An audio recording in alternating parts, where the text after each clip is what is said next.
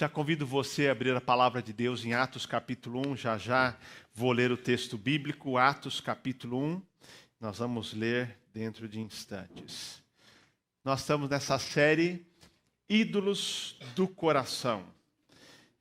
Temos aprendido, queridos, que ídolos não são somente imagens utilizadas em diversas religiões. Idolatria no século XXI, como foi em todos os séculos, e particularmente esse último século XX, a idolatria se mostrou muito mais sutil, podendo ser qualquer coisa, muitas delas boas, que são elevadas à condição de Deus, ou que competem com a fidelidade que nós temos a Deus em nosso coração. A nossa sociedade, diz Tim Keller, ela é dominada por um conjunto de ídolos. Podemos não ser idólatras no sentido de adorarmos imagens de escultura, mas tem o ídolo do sucesso, o ídolo da aprovação, o ídolo do corpo perfeito, o ídolo do sucesso financeiro, o ídolo do prestígio. Na verdade, nós temos inúmeros ídolos que podem roubar o nosso coração. E o objetivo nosso aqui, então, durante essa série, é identificar possíveis ídolos em nossa vida. Esses ídolos que não são imagens, mas que competem com a nossa fidelidade a Deus, que roubam o lugar de Deus, ou, no mínimo, tentam dividir a nossa atenção. Então, queridos, eu disse aqui que o meu objetivo é que cada um de nós se desarme e diga assim: opa, eu quero verificar se por acaso não estou sendo idólatra. E eu posso lhe garantir que em alguma área nós temos sido, no mínimo, muito tentados a sermos idólatras. Então, dizer assim: olha, eu quero analisar a minha vida, tá? E verificar, será que existe algum ídolo tentando competir com Deus ou roubar o lugar de Deus? Como eu disse, podemos não adorar um objeto físico, mas podemos ser idólatras em relação ao sucesso financeiro, ao prestígio, à beleza física, à busca de aprovação. Tá? Vimos na semana passada sobre o amor ao dinheiro, que eu considero o principal ídolo que compete com o nosso coração para roubar o lugar de Deus. E Jesus foi muito taxativo quando disse: é impossível servir a Deus e às riquezas. É impossível servir a Deus e a mamon. Se há algo que rouba o lugar de Deus no nosso coração, é o dinheiro, o amor ao dinheiro. E disse até, a expressão é amor ao dinheiro, porque você pode ter muito dinheiro e não amar o dinheiro, pode ter pouco dinheiro e amar o dinheiro, e vice-versa. Você pode também não ter, ou ter muito pouco e não amar, e pode ter muito e não amar ou amar. Então, não é a questão da quantidade, é da postura. O amor ao dinheiro, seja o dinheiro que você tem ou que gostaria de ter, pode roubar o lugar de Deus. Então, Paul Marshall diz que todo pecado, eu creio nisso, todo pecado é uma expressão do pecado básico da idolatria, de colocar outra coisa ou outra pessoa no lugar de Deus, porque a essência da idolatria é isso, é colocar outra coisa ou outra pessoa no lugar de Deus, o único que merece a adoração. Hoje eu quero falar sobre a sedução do poder. Queridos, poder, e como disse aqui, muitas vezes ídolos são coisas legítimas que roubam o lugar de Deus. Por exemplo, todos nós queremos ter, por exemplo, receber algum tipo de aprovação. Quando que o desejo de aprovação ou de ser querido por alguém se torna ídolo? Quando a nossa vida gira em torno da aprovação. Em quantos likes eu tenho, em quanta aprovação lá, quantos seguidores eu tenho, ou quantas pessoas me valorizam. Então, vejam só, o desejo de aprovação, de respeito, é algo legítimo. Como a necessidade de ter dinheiro também é algo legítimo. Quando se torna um ídolo? Quando rouba o lugar de Deus, quando domina a nossa vida, quando a nossa vida se resume a isso. Poder é a mesma coisa. Deus criou os seres humanos para exercerem o poder e a autoridade. Lá no Jardim do Éden, Deus colocou Adão e Eva e disse que eles iam dominar. E dominar sobre os peixes do mar, dominar sobre a natureza de uma maneira geral. Mas é interessante que Deus deu a Adão e Eva essa autoridade, esse poder, para abençoar, para cuidar, não para explorar. É interessante. Por exemplo, a exploração da natureza é um desvio daquele plano original de Deus. Deus colocou o homem para cuidar do jardim, cuidar da natureza. Mas a autoridade foi deturpada. Quando a gente fala de poder, é a mesma coisa, queridos. Quando a gente fala de Adão e Eva, em qualquer área da vida, todos nós precisamos ter autoridade em alguma área.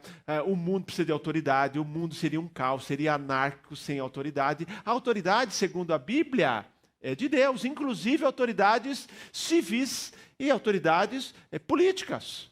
Deus coloca, queridos, coloca porque assim funciona. Imagina uma sociedade em que não há poder. Nós temos que hoje, por exemplo, escolher bem, porque na verdade, no momento que escolhemos, aí não tem jeito. O cristão não tem saída. Ele pode até reclamar, mas vai ter que orar todo dia pelo governo, porque é bíblico. Vai ter que submeter aos governos. Então, em qualquer área da vida, Deus dá autoridade. Agora, há o problema da busca do poder, da sedução de poder, que é um pecado antigo. Começou lá no Éden. Lá no Éden, Deus deu a Adão e Eva autoridade, deu um lugar maravilhoso, o nome já diz, é paraíso. Alguém sempre pergunta assim, o que faltava no paraíso para que eles resolvessem pecar e se rebelar contra Deus? Nada. E é interessante, a gente acha que pecado sempre acontece porque nos falta alguma coisa. A gente às vezes tem tudo e peca tendo tudo. Né? Pecado, eu costumo dizer para minha mulher, pecado não tem lógica. Entendeu? Pecado não tem lógica, viu, gente? Nenhuma. O fato é que lá no Jardim do Éden, Adão e Eva, tendo autoridade, dominando tudo, tendo tudo a seu dispor, mesmo assim pecaram, caíram no engodo de Satanás, na trama satânica, porque eles ouviram o seguinte: Deus disse que eles não deveriam comer, podiam desfrutar de tudo, mas não podiam ali comer daquele fruto. Havia o chamado, hoje a gente usa a expressão fruto proibido. Ele disse, não, olha, este não. Isso aqui é para o tempo todo Adão e Eva fazerem a escolha de obedecerem a Deus. Estava lá diante deles. Mas diz a Bíblia que eles ouviram de Satanás, da serpente, a seguinte palavra: vocês não vão morrer se comer esse fruto. Pelo contrário, vocês serão como Deus, conhecedores do bem e do mal. É a chamada meia-verdade. Fake news. Meia-verdade. Eu costumo dizer assim, meia-verdade sempre é uma mentira inteira. Eles conheceram o bem e o mal. Mas Deus conhece o bem e o mal e capaz de não pecar. Eles conheceram o bem e o mal e agora ficaram reféns desse bem e desse mal. Principalmente do mal, e podiam pecar. Então é interessante, mas eles acreditaram. É ou não é uma sedução do poder? Vocês serão muito mais do que são hoje. Serão elevados à condição de Deus. Deus está proibindo porque Ele sabe que vocês vão ser igual a Ele. Então, por favor, comam desse fruto. Vocês serão como Deus, conhecedores do bem e do mal. Começou aí a sedução do poder, de querer ter mais poder e poder de maneira errada, lá no Jardim do Éden, queridos. Agora, esse problema, queridos, da sedução do poder, não aconteceu só no Jardim do Éden, não acontece só hoje, é um problema que vem ao longo da história. E eu quero citar algumas histórias aqui, porque no tempo de Jesus, os discípulos enfrentaram o mesmo problema. Vocês se lembram do pedido de Tiago e de João, os filhos de Zebedeu? Um dia chegaram para Jesus, Jesus tinha acabado de falar que ele ia morrer, falando do plano de Deus para a vida dele, que ele ia cumprir a sua missão. Aí quando eles ouviram, e eles não entendiam completamente, nós vamos falar hoje sobre a ideia de reino, reinar. Eles disseram assim: permite-nos, Jesus, que na sua glória nos assentemos uma à direita e outra à sua esquerda. Um pedido bem assim, despretensioso. Então, Senhor, permite-nos, Tiago e João, o pedido que eles fizeram. Outras traduções dizem que a mãe deles estava ali e que ela é quem fez o pedido. Eu acredito nessa versão, porque mãe pelos filhos pede qualquer coisa. Então, o que querem que eu lhes faça? Jesus perguntou, e eles disseram isso: permite-nos que na sua glória, naquele reino que eles imaginavam, que eles não têm ideia de reino, nos assentemos uma à sua direita e outra à sua esquerda. Tenhamos melhores lugares, sejamos os principais no seu reino. O Senhor reina e tem dois ali, à direita e à esquerda. Jesus até disse: vocês estão prontos para tomar o cálice que eu vou tomar? Disseram assim: estamos prontos. Eles não sabiam que cálice é esse, era a morte. E Jesus morreu tendo uma à direita e à esquerda. E se Tiago e João levassem a sério, um morreu, um de cada lado. Eles não entendiam o que estavam falando. Vocês não sabem o que estão pedindo, foi a resposta de Jesus. Sedução do poder. Agora, quero dizer a vocês, o texto continua dizendo que quando os outros discípulos souberam que Tiago e João tinham feito esse pedido, vocês lembram o que aconteceu? A Bíblia diz: quando os outros 10 ouviram esse pedido, ficaram indignados com Tiago e João. Agora a pergunta é: por quê? Sabe por quê? Não tiveram a ideia primeiro. Olha só, os dois querendo passar a perna em nós. Nós já tínhamos combinado que quando Jesus reinasse, íamos dividir em 12 partes iguais. E eles tentaram passar a perna em nós. Então eles ficaram indignados, não porque Tiago e João foram infantis. Não, simplesmente, queridos, porque provavelmente eles não tiveram a ideia primeiro. Agora, a Bíblia diz, queridos, que Jesus começou a explicar como era o poder na dinâmica do reino de Deus. Ele continua o texto de Marcos dizendo: vocês sabem que os que são considerados governadores dos povos os dominam, e os que os seus maiorais exercem autoridade sobre eles, mas entre vocês não é assim. Pelo contrário, quem quiser tornar-se grande entre vocês, que se coloque a serviço dos outros. E quem quiser ser o primeiro entre vocês, que seja servo de todos. Pois o próprio Filho do Homem não veio para ser servido, mas para servir e dar a sua vida em resgate de muitos. Então, esse é o primeiro incidente que nós vemos, esse desejo de poder, seduzidos pelo poder. Jesus vai assumir, vai tirar Roma do governo, e nós vamos estar lá à direita e à esquerda. Mas há uma segunda história que eu gosto demais. A Bíblia diz que Jesus, numa das suas caminhadas aí, caminhou sempre de uma cidade para outra cidade, e eu posso imaginar como era a dinâmica. É bem provável que ali os discípulos se organizassem em grupos, porque a viagem era longa, estradas poeirentas, e os pequenos grupinhos conversando. Como a gente fazia quando era criança, eu ia para a igreja com a meninada a pé, e a gente reunia ali 2, 3, batendo papo. É assim, eles iam a caminho. Então, não iam todos juntos ali, pequenos grupos batendo papo. Mas nesse dia diz que eles estavam mais juntos porque começaram a ter uma discussão e chegaram em Cafarnaum. E entrando em casa, Jesus perguntou aos discípulos, está lá em Marcos 9, 33 e 34, sobre o que vocês estavam discutindo no caminho. O texto diz: mas eles se calaram porque no caminho tinham discutido sobre quem era o maior. Eles não tiveram coragem de dizer, ficaram quietos. Tinham no caminho discutindo. Então, imagina a cena. Um bando de marmanjo, tipo criança, brigando para saber quem tem mais poder. Quem manda mais, puxando o brinquedo um do outro. Eles estavam discutindo ali, cada um apresentando o seu currículo, dizendo assim: quem ia ser o maior no reino de Deus? Quem quer estar em primeiro lugar? Quem ia ser o primeiro-ministro? Quem ia ser o ministro da fazenda? E já era Judas, né? Judas, ele já tinha assumido o poder. E eles iam falando. E Jesus só falou assim, como quem não sabe nada, não sabia de nada. O que vocês estavam discutindo lá tão acaloradamente? A conversa estava boa no caminho, né? Vocês estavam falando sobre o quê? Não tiveram coragem de revelar, porque eles estavam discutindo no caminho quem era o maior entre eles. Imagina a cena. Agora, Jesus novamente, agora sentando-se, chama e diz: se alguém quer ser o primeiro, será o último e servo de todos. Queridos, nós sabemos que o poder tem o seu lugar. Jesus não veio para eliminar o poder, mas nós sabemos como o poder em qualquer instância pode se tornar facilmente manipulado e pode produzir um mal tremendo. Quem tem poder em qualquer instância, seja o poder em casa como pai e mãe, seja o poder como presidente de uma empresa, seja poder como político, seja poder na igreja, qualquer área, nós precisamos usar o poder porque o poder pode se tornar um mal tremendo. O poder, segundo a dinâmica do reino, é para ser usado para abençoar. Agora, eu quero ler o texto do último encontro com Jesus e adivinhe qual é o tema de Jesus. Já tinha morrido, tinha ressuscitado, estava voltando para o céu. O último encontro com os discípulos, ele teve que voltar a falar sobre o mesmo assunto, sobre a dinâmica de poder e o perigo da sedução do poder. Atos capítulo 1. Acompanhe comigo, a partir do verso 1. Atos capítulo 1. Jesus, no seu último encontro, mostrando que essa era a temática que dominava o coração dos discípulos, domina o coração do ser humano. O poder facilmente pode tentar se colocar como um ídolo em nossa vida, roubar o lugar de Deus. Vamos ler a introdução, versos 1 a 3 de Atos capítulo 1.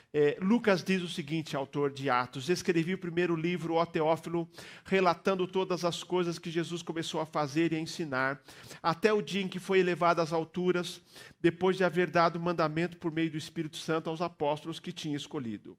Depois de ter padecido, Jesus se apresentou vivo a seus apóstolos com muitas provas incontestáveis, aparecendo-lhes durante 40 dias e falando das coisas relacionadas com o reino de Deus. Uma pausa aqui.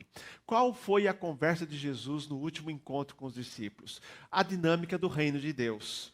Então, o principal evento no livro de Atos é a descida do Espírito Santo, mas Jesus aqui então fala que esse Espírito Santo veio para estabelecer essa dinâmica do reino. Jesus falou sobre o reino de Deus. O reino de Deus era um tema central. Nos evangelhos, nós lemos João Batista dizendo: o reino do céu chegou. A expressão usada como reino dos céus ou reino de Deus.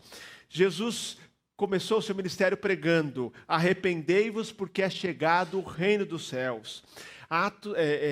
Mateus 4:23, a Bíblia diz que Jesus andou por toda parte pregando o evangelho do reino. Marcos fala do reino de Deus, evangelho do reino, reino de Deus, reino dos céus. Expressão usada pelos autores do Novo Testamento, dos evangelhos.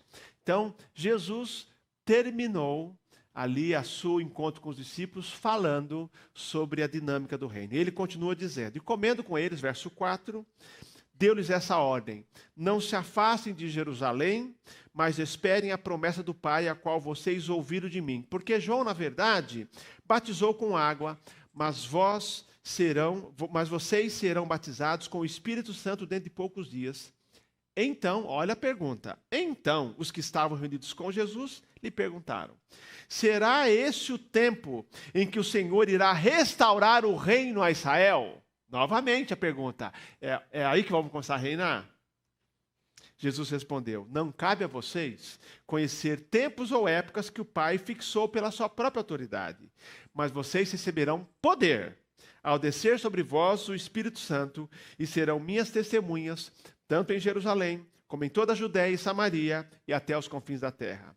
Depois de ter dito isso, Jesus foi elevado às alturas à vista deles, e uma nuvem cobriu dos seus olhos. E estando ele com os olhos fixos no céu, enquanto Jesus subia, eis que 2 homens vestidos de branco se puseram ao lado deles. E lhe disseram: homens da Galileia, porque vocês estão olhando para as alturas? Esse Jesus que foi levado do meio de vocês para o céu, virá do mesmo modo como vocês o viram subir. Amém. Vamos aprender um pouquinho hoje sobre essa dinâmica de reino de Deus e de poder, já que existe uma idolatria de poder que todos nós somos ameaçados o tempo todo, de querer mais poder do que Deus quer nos dar, ou de usar o poder que Deus nos dá de maneira equivocada. Jesus, aqui mais uma vez, fala dessa idolatria do poder, da sedução do poder. É revelada na pergunta dos discípulos. Eles perguntam, Jesus está falando assim: estou indo para o céu, cumpri minha missão. E aí, quando ele fala do Pentecostes, eles perguntam: será este o tempo em que o Senhor irá restaurar o reino a Israel? Em outras palavras, a pergunta era a seguinte: é nesse tempo que o Senhor vai fazer com que nós deixemos de ser oprimidos pelos romanos? Nós estamos aqui sob o domínio romano, nós estamos pagando os impostos para os romanos. É agora que o Senhor vai assumir o poder? E aí John Stott, no seu comentário de Atos, fala, ao citar esse texto, que os discípulos, e esta é a verdade, os discípulos tinham uma confusão doutrinária sobre o reino. Eles já tinham ouvido inúmeras vezes Jesus falar do reino. Jesus já tinha demonstrado como ele exercia poder, mas eles perguntam: é nessa hora que o Senhor vai simplesmente nos tirar da opressão dos romanos? É agora que o Senhor vai estabelecer um reino político e territorial? Quando eles falam, é nesse tempo que vai restaurar o reino, é essa a ideia política. Quando ele fala a Israel, eles estavam dizendo que esperavam um reino nacional. E aí quando eles perguntam, será esse o tempo? Eles queriam uma restauração imediata. Tá? É uma questão muito atual. Muitos confundem o reino de Deus como um domínio territorial. Eu quero dizer a vocês, nós sabemos disso, que o reino de Deus já está entre nós. Já está entre nós. O Senhor está aí reinando. Pilatos, quando Jesus está sendo julgado, pergunta a Jesus: você é o rei dos judeus? Pergunta a ele. E Jesus, muito interessante, fala assim: você está perguntando por iniciativa própria ou alguém te mandou perguntar? Você tirou essa ideia da sua cabeça ou alguém mandou perguntar? E aí Jesus diz o seguinte, não responde nem sim nem não. Ele fala assim: o meu reino não é desse mundo. E ele diz: se o meu reino fosse desse mundo, e eu estou aqui preso, os meus ministros se empenhariam por mim para que eu não fosse entregue aos judeus, mas agora o meu reino não é daqui. Está dizendo, se o meu reino fosse desse mundo, eu não estaria nem preso. Já teria tido uma revolta. Teriam os meus ministros, acho que seria Tiago e João, né? Iam me libertar aqui. Pedro tentou, lembram? Pegou a espada e cortou a orelha do servo, do sumo sacerdote. Jesus, queridos, nesse texto corrige essas ideias da natureza, da extensão, da chegada do reino. Nós vivemos sob o reino de Jesus. O Senhor reina. E temos que lembrar que para vencer a idolatria, para evitar a idolatria do poder, nós precisamos prestar atenção ao ensino de Jesus sobre o reino de Deus. Ele nos mostra que o seu reino é espiritual, é uma realidade que acontece no coração. E deixa eu fazer um parênteses aqui. Nós precisamos de cristãos verdadeiros nas mais variadas instâncias da nossa sociedade, inclusive na área política. Por muito tempo, os cristãos acreditaram que cristão e política nada a ver. Não, os cristãos participam da política. Nós precisamos de cristãos no judiciário, no legislativo, no executivo, na sociedade civil de uma maneira geral, no jornalismo, na mídia. Nós precisamos de cristãos sinceros. Porque em cada lugar onde temos cristãos sinceros, queridos, há mais demonstrações do reino de Deus. Na sua empresa, se você é dono de uma empresa, tem que haver sinais do reino de Deus, de amor, de justiça, de misericórdia. É assim, começa lá, na sua casa, na igreja. A igreja tem que funcionar a dinâmica do reino de Deus. Isso é verdade. Mas eu quero lembrar que o reino é muito mais do que isso. O reino, queridos, o reino, temos que lembrar que ele é espiritual. Porque é a realidade que começa no coração, a mudança acontece no coração. Não é um conceito geográfico, um dia será.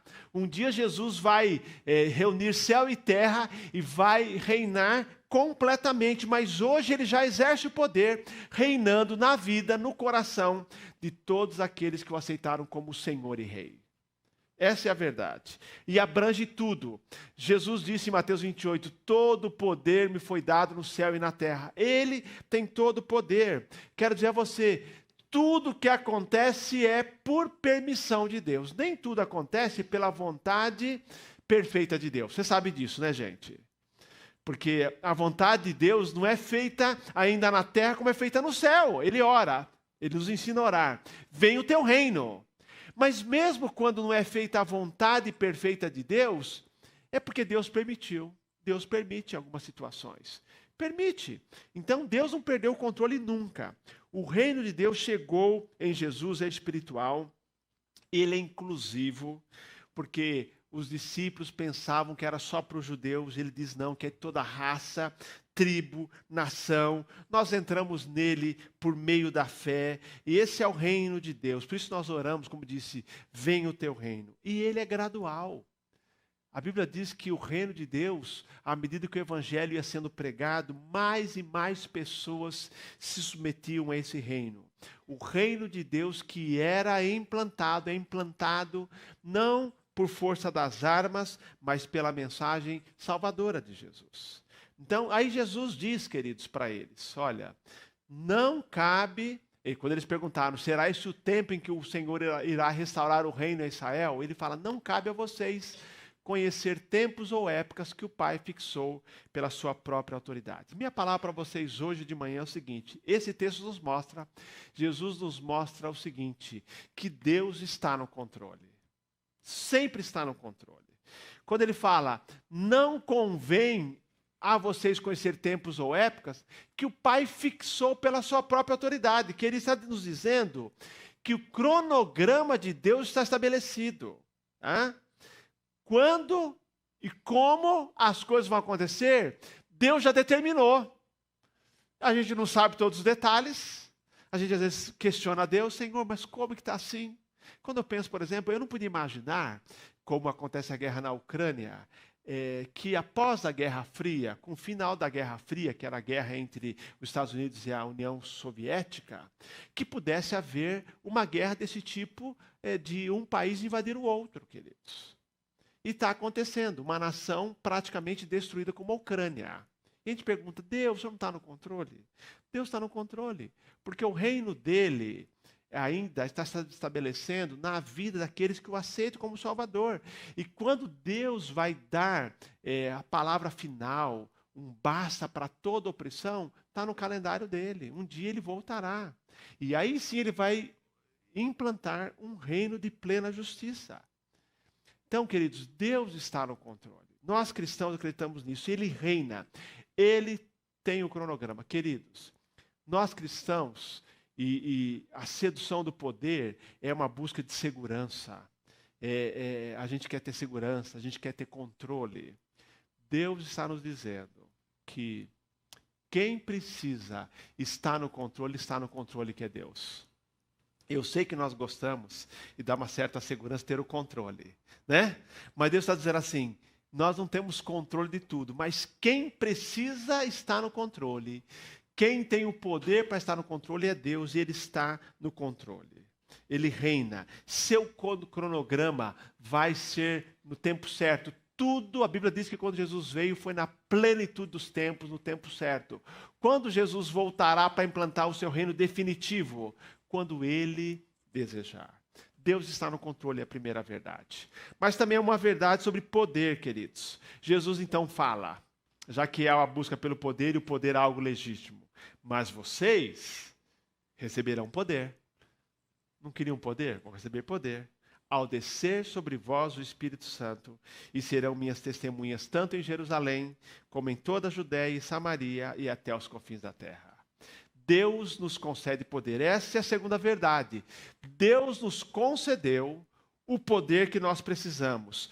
Poder no reino de Deus, queridos, é diferente de poder dos reinos humanos. Volto a dizer, Deus permite que cristãos exerçam o poder humano. Mas o poder que é dado a todos os cristãos, esse é o poder do Espírito Santo. E é o único poder que de fato nós precisamos. O poder que veio com o Espírito. No dia de Jesus, a igreja dele, a igreja de Jesus, a igreja primitiva, não tinha poder econômico, não tinha poder social, não tinha poder político, mas tinha o poder que fazia toda a diferença, é o poder do Espírito Santo. Então, queridos, olha, nós não temos que falar assim, não, nós não queremos nenhum poder. Não, Deus continua nos colocando em lugares estratégicos, mas nós sabemos que o poder final. O poder que todo cristão tem é o poder do Espírito Santo. E aqueles cristãos que têm poder em outras instâncias, políticas, civis, nas empresas, no legislativo, no judiciário, no executivo, usam esse poder também, usam essa situação também, usam esse cargo também no poder do Espírito Santo. Essa é a grande verdade. O poder que Deus nos concede ou nos concedeu é poder para realizar a missão, queridos. Porque a tarefa da igreja é falar desse reino que é espiritual. Poder para testemunhar. Ele fala assim, vocês serão minhas testemunhas. Jerusalém, Judeia, Samaria, até os confins da terra. E nós começamos a ver cada vez mais pessoas sendo transformadas pelo poder do Evangelho. Queridos, pessoas transformadas pelo poder do Evangelho fazem toda a diferença. Quando a gente, semana passada, ouviu aqui um pouquinho sobre a Vila Minha Pátria, como já ouvimos no passado inúmeras vezes sobre a Cristolândia, é o poder de Deus manifestado na vida dos crentes batistas do Brasil, falando da Vila Minha Pátria, fazendo diferença para refugiados afegãos. Estão lá no poder do amor de Deus. No poder do amor de Deus, como estão na Cristolândia, no poder do amor de Deus. Esse poder, quando começou a Vila Minha Pátria, não tinha o local, não tinha dinheiro, não tinha o pessoal, mas esse reino de Deus está se expandindo. Concedeu o local, trouxe as pessoas, trouxe os recursos financeiros e eles estão lá exercendo a ação de Deus, do reino de Deus, no poder do Espírito Santo. O livro de Atos é a ação da expansão do reino de Deus no coração de todos aqueles que recebiam a Jesus como Salvador. No poder do Espírito Santo, Pedro, João, Tiago e todos os outros discípulos foram habilitados para realizar coisas extraordinárias. É interessante que este mesmo João, esse mesmo Tiago, que haviam pedido os primeiros lugares, esses mesmos discípulos que discutiram quem era o maior, depois de receber o Espírito Santo, sabiam que tinham um verdadeiro poder no coração. E começaram a fazer a obra independente de qualquer resistência. Quando havia perseguição, quando havia obstáculo no livro de Atos, eles oravam e diziam, Senhor, olha para as ameaças deles. Olha para as ameaças desse governo. Mas ao mesmo tempo, concede poder, ousadia aos teus servos para que falem do Evangelho. Queridos, é assim a nossa vida. Eu sei que nós encontramos oposição em várias áreas na nossa vida. Você encontra oposição no seu trabalho, você encontra oposição lá na sua faculdade, você encontra oposição. Mas você, nessa hora, fala para o Senhor, concede ousadia, que nada nos faça esquecer que nós temos um poder habitando em nós.